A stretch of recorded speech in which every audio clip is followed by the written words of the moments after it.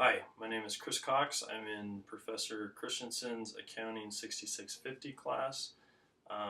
This is presentation number 2 on a whistleblower named Cynthia Cooper. As a brief history, WorldCom in 2002 reported that they had misstated their financial statements by $3.8 billion.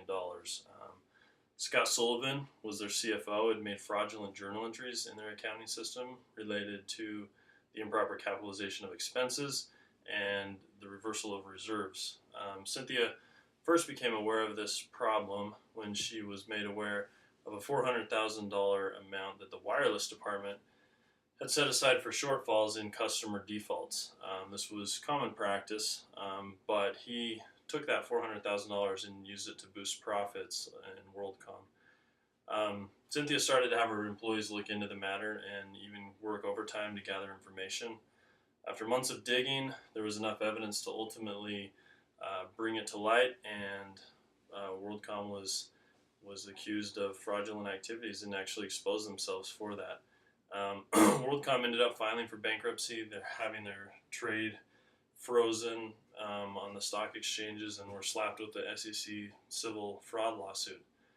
Now, during the process of gathering information, Cynthia followed a 7-step process that's outlined by Trevino and Nelson.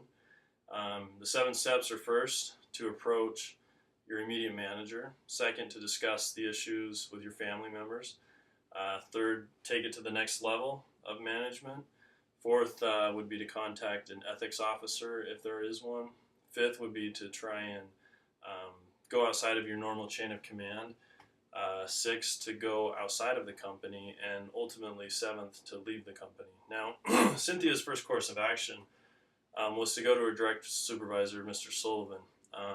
She met with him a couple times, and he blew her off and told her to stop investigating this issue. The second process step, she started to confide in her family. She talked to her mother about it. Her father would even come and bring her sandwiches late at night because she was working late. And, again, this is important because this kind of stuff could affect your family as much as you. The third and fifth step, going outside the normal chain of command, she first started doing this with Mr. Sethi, a financial planning director. He ignored her emails and told her that what he was aware of, that they were prepaid capacity issues. Now, they weren't really sure what that meant, but they didn't get anywhere with him.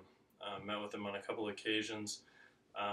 She also contacted Betty Vincent, asking for some backup files, and once again was provided with nothing, kind of stonewalled. They ultimately went to Mr. Myers, who admitted that the accounting treatment that he was made aware of was wrong, but he refused to provide any support as well. This forced her to go to step 6 of the process, which was to talk to the external auditors. Now, Arthur Andersen was the external auditors at the time, and we're in a little bit of trouble from the Enron issue, and so the company was looking at replacing them. When they approached Arthur Andersen,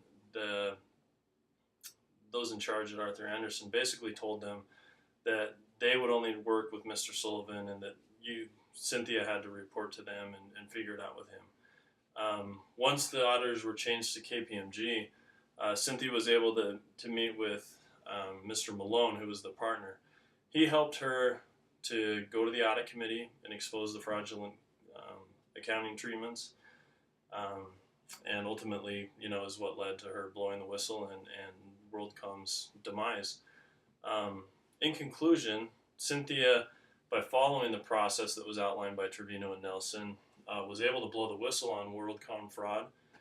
Since the initial disclosure of $3.8 billion, the amount uncovered has actually grown to around $7 to $8 billion. Cynthia currently now is seen as a person that has moral courage, extreme dedication. She had to see this thing through many years and very difficult circumstances. She had to go through a lot in order to get this thing through all the way to the end. In my opinion, her perseverance paid off, and she was able to reestablish a little bit of trust in the accounting profession that had been lacking at the time. Thank you.